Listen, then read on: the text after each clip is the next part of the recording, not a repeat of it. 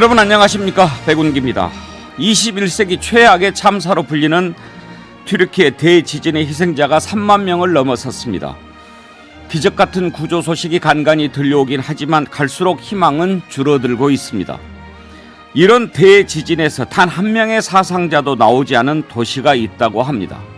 에르진시라고 하는데 이번 대지진으로 가장 많은 피해를 본 하타이주에 있는 인구 4만 2천의 도시입니다.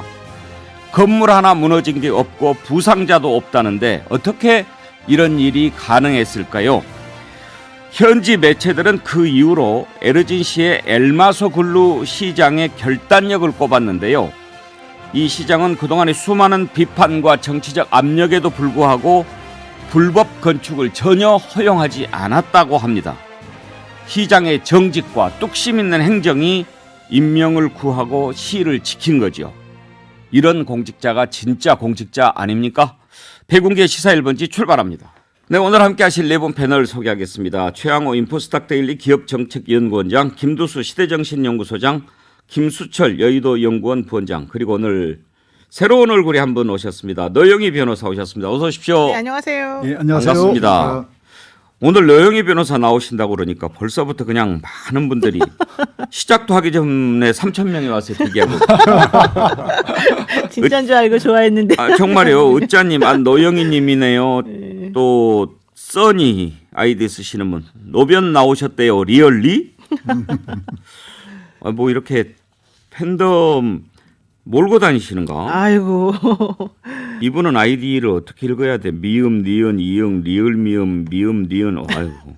와, 노변님 나오셨네요. 멋진 노변님의 말씀 기대합니다. LJB님, 노변이 짱이지. 아. 지금 노영희 변호사 뭐뭐 방송하고 계세요? 저 요즘에 뉴스토마토에서 노영희의 뉴스인사이다 아침에 하고 있고요. 네. 그리고 저녁에는 스픽스라는 네. 방송에서 우리 백운기 선생님도 같이 하시지만, 예, 거기서 노영희 디너쇼 저녁에 하고 노영희 있습니다. 디너쇼. 예. 개인 유튜브는 안 하세요? 네네, 안 하고 있습니다. 그런데도 이렇게 인기가 많아요. 아유, 아니. 노영희 변호사가 시원시원하죠. 그럼요. 네, 시원시원해. 감사합니다. 그래서 더 아마 인기가 있으실 거예요. 자, 오늘은 우리가 조금 깊이 있는 얘기를 해봅시다. 하여튼 국민의힘 전당대회에서 이런저런 일들이 많이 생기는데 우리가 한번 생각해 볼 숙제를 국민의힘 전당대회가 던져준 것 같아요. 바로 당정 분리인데, 김수철 부원장, 네. 당정 분리면 이제 당하고 정하고 분리된다라는 얘기인데 이게 사실은 좀 말이 안 돼요. 당이 정치를 하는데 당정 분리는 있을 수가 없고 아마 그 전에 이제 당청 분리, 네. 당하고 청와대를 분리하자 이런 데서 나온 얘기라고 봐야죠. 근데 이제 지금은 청와대라는 표현을 안 쓰니까. 네.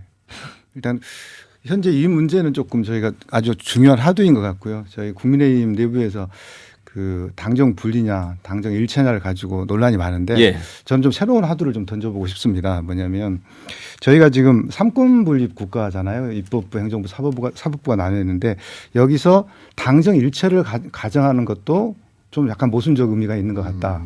그리고 내각제적 요소가 있는 상황에서 아니, 그렇게 막 들어가지 말고 네. 일단 자, 토론을 깔아놓고 네네네. 들어갑시다. 네, 김두수 소장, 당정 분리 개념을 어떻게 해야 될까요? 일단 아까 말씀하신 대로 정확하게는 당청 분리였죠. 예. 그러니까 이제 당과 권력을 가진 청와대가 분리돼야 된다는 예. 데서 노무현 대통령이 시작했는데 예. 말씀하신 대로 청와대가 없어지니까 당정 분리란 말로 표현되고 좀 있다. 이상해졌어요. 예, 표현되고 있다는 거고요.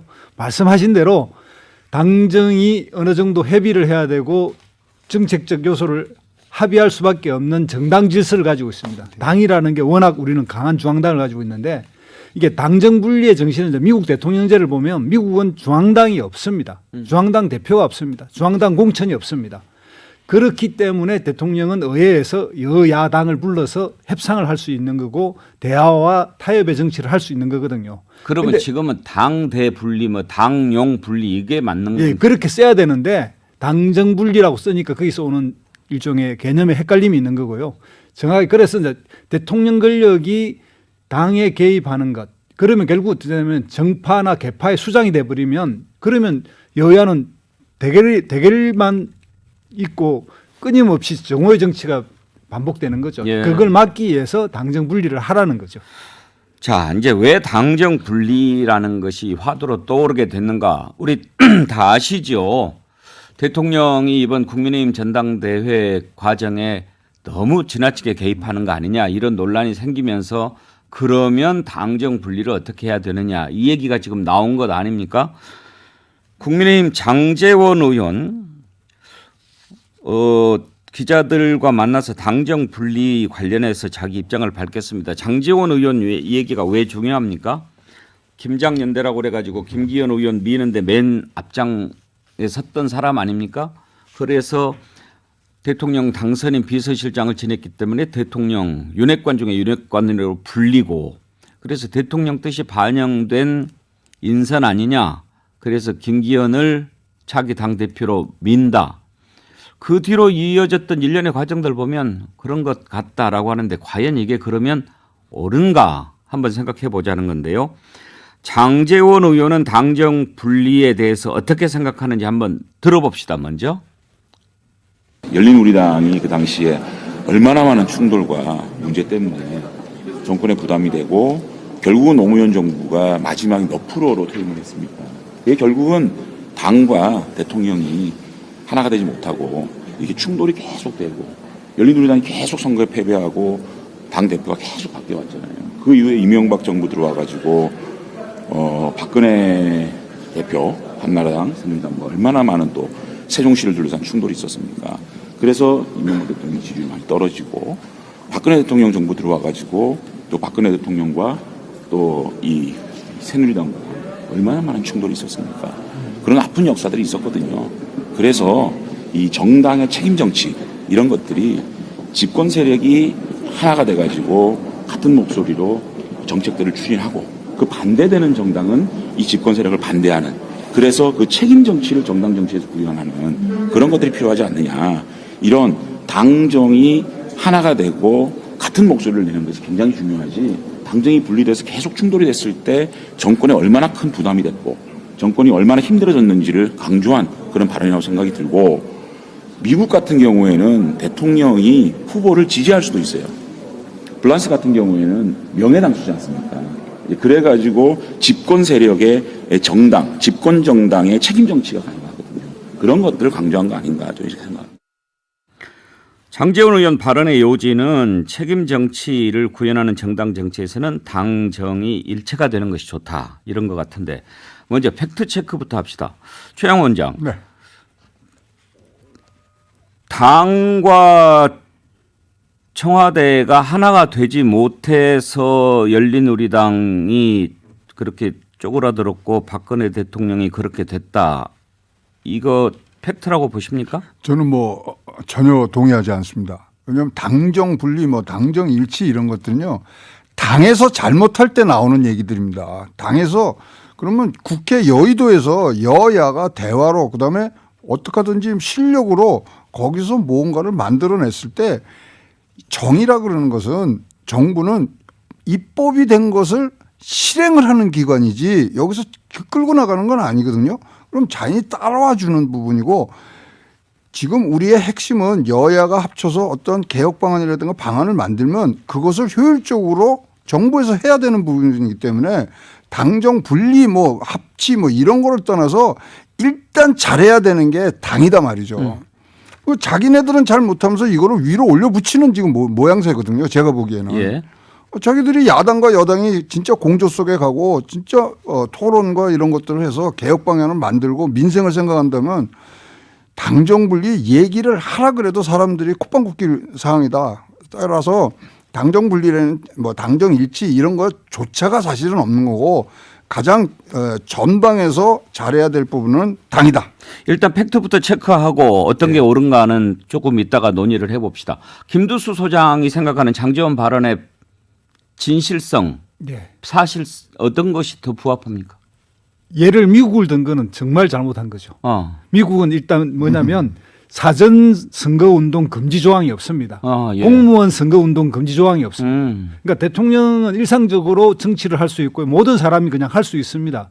그러니까 미국은 그리고 대통령도 이렇게 2년의 중간 평가를 받기 때문에 그리고 4년 뒤에 또 선거를 한 번 더 해야 되니까 대통령도 항상 일상적인 선거운동 체제입니다. 그러니까 뭐 당정 일체와 관계없이 대통령이 그냥 선거운동의 일환으로 자기 정치를 계속 하는 거고요. 네. 그러니까 선거와 정치가 결합되어 있는 거죠, 미국은. 그런데 우리나라 같이 이제 사전 선거운동도 못하게 해놓고 공무원은 선거운동 개입 못하게 해놓는 그 상태에서 얘는 전혀 안 맞다는 거고요. 그리고 아까도 말씀드렸지만 중앙당이 있고 이 중앙당에 의해서 공천과 뭐가 되는 그 구조와 그러지 않은 내각제 국가. 예를 들더라도 장제원 의원이 뭐 영국이나 오스트레일리아라든지 캐나다 예를 들었으면 또 모르겠습니다만은 대통령제 국가의 예를 드니까 이건 안 맞는 거죠. 김수철 본장 네. 이견이 있습니까? 이견은 없고요. 근데 문제는 뭐냐면 이게 이제 그런 일이 왜 생겼는가가 되게 중요한 부분인 것 같아요. 왜냐하면 왜 그 문재인 정부 시절에 노무현 정부 시절에 당하고 청와대가 갈등을 겪었냐면 사실 정당을 이제 운영하거나 대표자가 되면은 정당이 정부를 끌고 간다는 생각이 있거든요. 근데 사실 거기에는 대통령 입장에서는 당이 정당을 뒷받침하는 생각이 이게 충돌나기 때문에 그런 거고요. 사실 저는 민주당이 그 당시에 리더십을 많이 바꾸면서 고민했던 부분은 충분히 저는 이해가 되는 부분이 있습니다. 왜냐하면 그 당시에 김근태 의장께서 제 기억에 2004년도인가 이제 분양가 원계 공개를 놓고 계급장 떼고 붙자고 이렇게 달라붙었고 이제 싸움을 걸었거든요. 근데 근거는 뭐냐면 왜 그런 현상이 생기는가를 봐야 되냐면 2007년도에 대통령 선거에서 민주당은 또 말하자면 평가를 받아야 되거든요. 그러다 보니까 당이 우위에서 서서 정책 주도력을 가지고 가겠다는 그런 취지로 문제가 생긴 겁니다. 근데 지금의 문제는 저는 정당이 많이 약화됐다고 생각을 합니다. 정당 기능이 많이 쇠약을 하고 정책적 어젠더 세팅 기능이 약화되다 보니까 정부가 어떻게든 끌고 가려고 하는 힘이 과거보다 강해졌기 때문에 현재 문제가 생겼다라는 생각이 좀 들고요. 그 미국의 예를 드는 부분은 이 부분은 뭐 액면 그대로보다는 대통령이 자유롭게 정치적 의사표시를 한다 이렇게 표시로 이해를 하시면 될 것 같습니다. 노영희 변호사 견해는요? 저는 생각이 너무 어려운 말씀드려서 지금 복잡한데 세 가지라고 생각합니다. 우선 그 당시에 노무현 전 대통령은 기득권 카르텔에 밑보인 게 가장 큰 문제였죠. 그렇기 때문에 언론이라든가 이 기성사회에서 원래 가지고 있던 그 권력하고 사실은 맞지 않는 부분이 있었고 노무현 전 대통령을 지지하는 사람들이 사실은 상당히 그 밑바닥에 있는 그 민초들이었는데 그분들의 세력이 올라오기 전에 위에서부터 벌써 노무현 정권을 흔들어대기 시작했기 때문에 이 문제가 발생했다는 게 첫 번째 생각이고 두 번째는 지나치게 개혁적이고 진보적인 성격을 가지고 있었기 때문에 자기에게 유리한 방향으로 하지 않고 나라에 유리한 걸 먼저 생각하는 바람에 자기 자신을 보호하지 못한 부분들이 저는 있었다고 봅니다. 네. 그런 것들이 지금 현재 문재인 전 대통령 같은 경우에도 언론이라든가 검찰이라든가 개혁하려다가 못한 이유 중에 하나가 그들의 카르텔이 너무 공고했기 때문이거든요. 그런데 문재인 대통령은 그럼에도 불구하고 노무현 전 대통령보다는 훨씬 덜 개혁적이고 훨씬 더 좀 천천히 가는 부분이 있었기 때문에 국민들에게 많이 이해가 되고 설득이 되는 부분이 있어서 그분을 지지하는 문프라고 하는 뭐 이름의 그런 분들이 많이 있어서 도움이 됐어요. 하지만 노무현 전 대통령 처음에 나왔을 때 사실 그렇게 검정고시 출신에 제대로 된 학교 나오지 않은 사람이 그 사법고시 붙어가지고 처음에 온 것 자체를 사실은 이 사법고시 이 출신 엘리트들은 받아들이기 어려운 상황이었는데 그런 사람이 위에까지 올라오니까 이걸 도저히 못 보겠다 이게 이제 있었던 것 같고요. 세 번째로는 지금 민주당에서 수박 논란이라는 게 있지 않습니까? 말하자면 저는 현재 이 지금 장제원 의원이 말하는 거 노 전 대통령 임기 말 지지율이 떨어지자 대선 주자인 정동영 전 의원 등 열린우리당 의원들이 대통령 비판에 앞장섰다. 여기서 바로 대통령 비판에 앞장서는 바로 그 사람들의 그 잘못된 행태 이런 것들 때문에 사실은 망가졌다고 보고요. 노무현 대통령 임기 말 지지율은요. 임기 말에만 떨어진 게 아니에요. 처음부터 아예 떨어져 있었어요. 계속해서 그분을 들고 흔들고 난리를 쳤기 때문에 그 누구도 거기서 살아남기 어려웠을 거예요. 그나마 대통령이 뚝심 있게 본인의 소신 정치를 했기 때문에 그 진정성을 믿고 받아준 사람들이 국민들이 점점 깨어나가지고 이분을 지지하는 게 많았던 거지. 장제원 의원처럼 이렇게 말도 안 되는 얘기 가지고 갖다 붙이면서 폄하하고 이런 식으로 하는 것은 옳지 않다고 봅니다. 이거 좀 반론이 필요한데요. 왜 그렇게 됐는지를 지금 이야기하고 있는 거거든요. 왜냐하면 당과 청와대가 갈등을 겪을 때 민생 현안이 어떤 뒷전으로 밀리기도 하고 그다음에 각각의 개인들이 각자의 목소리를 내게 되면 국정 동력이 약화되는 거거든요. 애초에 2002년도에 그 노무현 대통령이 당선되실 때 당정을 분리하겠다고 해서 그걸 당정에 못 박았습니다. 그런데 한 4, 5년 해보고 나니까 이 제도가 조금 문제가 있는 것 같다라고 해서 장제원 의원께서 한번 생각해 볼 필요가 있다라고 해서 이 문제를 제기한 것입니다. 그게 당정 분리하고 상관이 없다니까요. 제가 하고 싶은 말은 그 말이에요. 왜 그렇게 되었냐 지금 말씀하시잖아요. 네. 왜 그렇게 됐겠습니까? 노무현을 처음부터 무시한 사람들 때문이었죠. 노무현의 정권이나 노무현의 정책을 인정하지 않고 노무현이 하는 것은 무조건 딴지를 걸고 무조건 옳지 않다고 주장하는 언론들이 문제였던 거죠. 그런 게 제대로 반영되지 않고 사람들에게 잘못된 방향으로 설득이 되다 제가 한 보니까 가지 예를 문제가 됐던 거죠. 예를 드릴게요, 제가.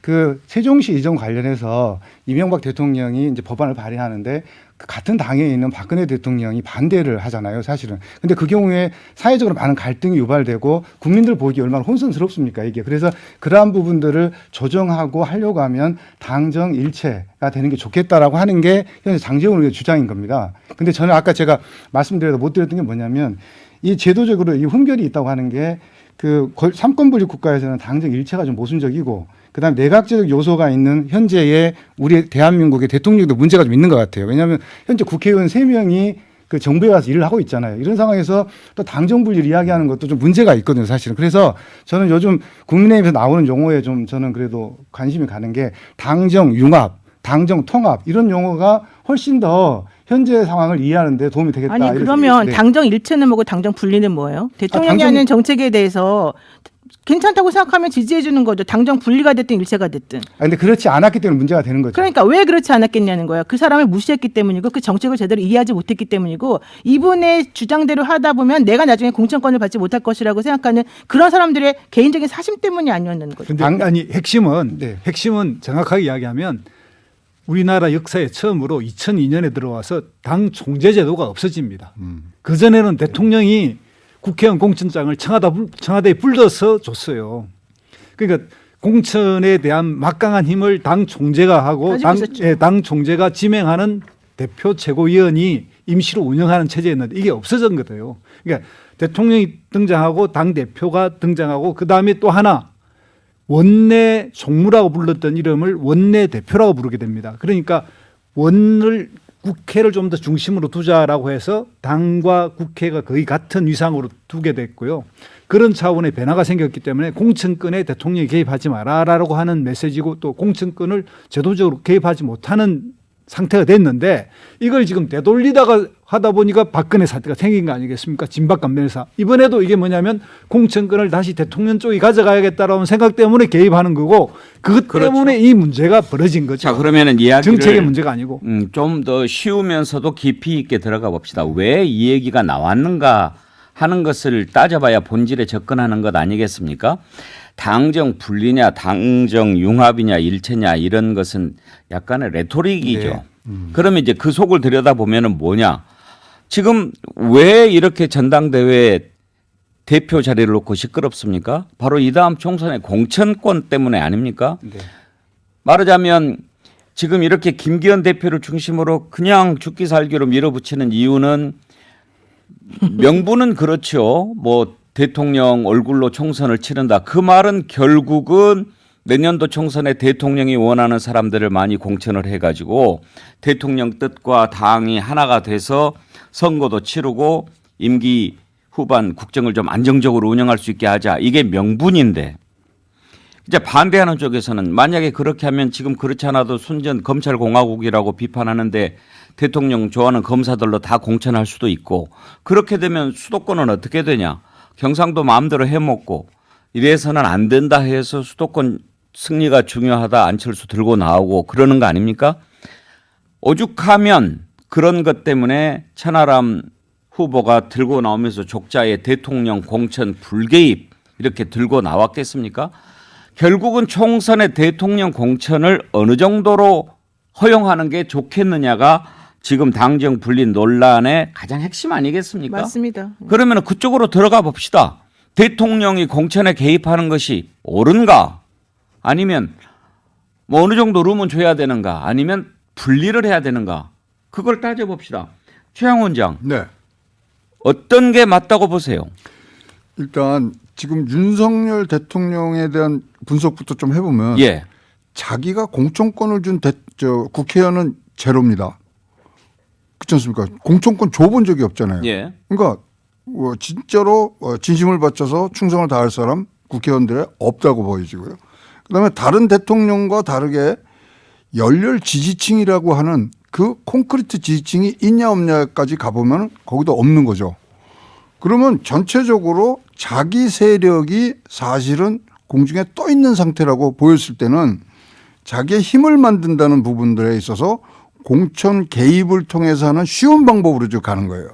그렇기 때문에 공천 개입은 진짜로 당정 분리를 떠나서 우리가 지난 40년간 민주화에 아주 큰 획을 그은 부분들이기 때문에 그걸 지키면서 공천을 이번에 받은 사람이 의정활동을 잘하게 해주는 방향으로 윤석열 대통령이 가야 자기 지지층이 생긴다.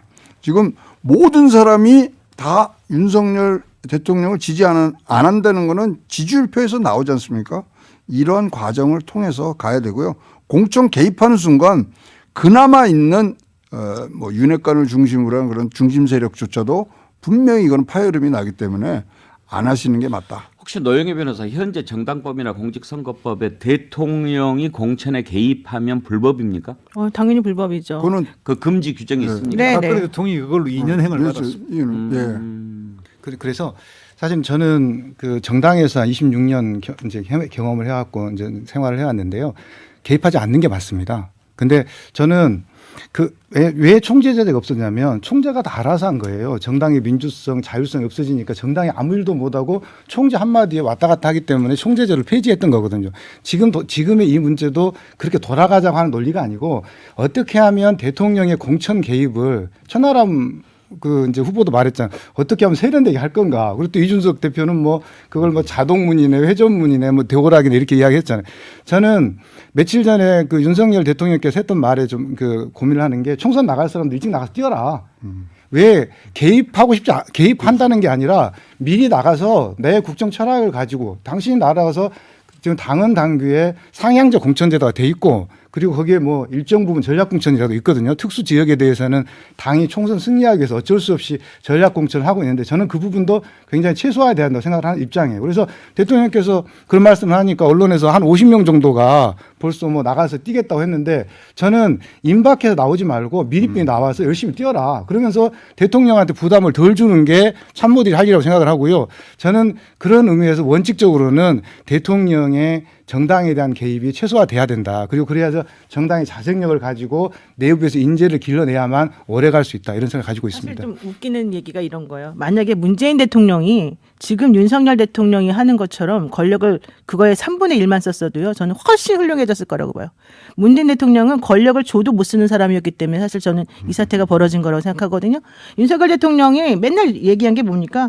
대통령이 무소불위다. 제왕적 대통령제다. 뭐 그러면서 대통령이 엄청난 권한을 행사한 것처럼 주장했으나 실질적으로 문재인 대통령은 그런 거 권한 행사한 적이 제가 보기엔 없어요. 이건 제 개인적인 생각입니다만. 그렇다 보니까 오히려 여기저기서 문재인 대통령한테 잘 보여봤자 소용이 없구나. 문재인 대통령은 그런 거 신경 안 쓰는 사람이구나. 이게 오히려 더 만들어졌고 그렇기 때문에 오히려 딴 데서 딴소리 하는 사람들이 문재인 대통령을 공격하고 그분이 한 여러 가지 정책이 훌륭한 것이 만약에 있다 하더라도 그거를 폄하시키는데 혈안이 됐던 거예요. 그래서 결과적으로는 정권을 바꾸게 된 계기까지 왔는데요. 저는 그래서 민주당 사람들한테 말하고 싶은 게 그렇게 하지 마세요. 그렇게 혼자 이렇게 잘난 척하고 독립적인 척하고 도덕적인 척하지 마세요. 차라리 훌륭한 성격을 가진 사람이라면 차라리 그렇게 쓰세요.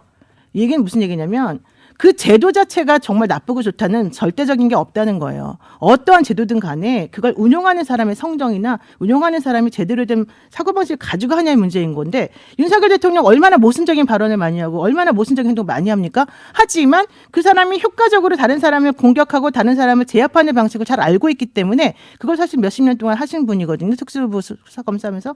그러다 보니까 지금 이렇게까지 다른 사람의 목을 잡고서 자꾸 여기까지 오는 거야. 근데 그게 누구에게 도움이 되냐? 본인에게 도움이 돼요. 우리에겐 도움이 안 되지만. 왜냐?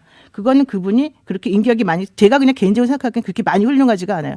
그래서 얼마나 모든 제도는 다 허점이 있기 마련이고 장점이 있고 단점이 있기 마련인데 권력은 이렇게 쓰는 거다라는 걸 보여줘서 그것이 옳지 않다고 생각하지만 그럼에도 불구하고 그런 제도가 가지고 있는 장점이 있다면 그걸 취합하는 게 맞고요. 지금 대통령처럼 그렇게 쓰시면 정말 안 된다는 걸 좀 깨닫고 민주당도 좀 정신 차렸으면 좋겠다는 거예요. 이 문제에 대해서 좀 대통령의 국정 철학을 좀 들여다봐야 된다고 생각이 들어요. 그러니까 대통령이 아까 말씀하신 대로 자기가 공천한 국회에는 없지 않습니까? 이제 정치에 입문한 지 2년 차 그리고 대통령 된 지 이제 8개월 아니겠습니까?